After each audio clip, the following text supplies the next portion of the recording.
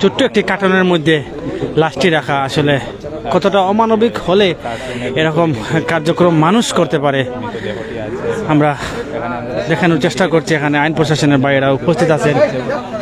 যদিও কার্টুনের ভিতরেই কিন্তু এই নবজাতকের লাশটি আছে এবং এখানে কিন্তু ইতিমধ্যে প্রশাসনের লোকজন তারা এসে উপস্থিত হয়েছেন এবং লাশের যেই কার্যক্রম আছে সেগুলো প্রাথমিক কার্যক্রম সেগুলো সম্পন্ন করা হচ্ছে। ইতিমধ্যে আসলে যে মাজারের কবরস্থান যেটি আছে সেখানে নিয়ে যাওয়া হচ্ছে। একটু পরেই তার মৃতদেহটি কিন্তু কবর দেওয়া হবে। বা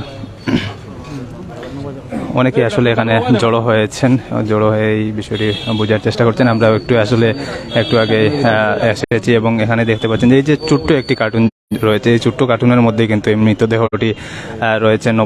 গেছে যে একটু ওজন লাগে কয়া এরিয়া দেখে যে বাচ্চা মানুষের লাগান ও আরো ডাক দিছে 2-1 জন দেখছে।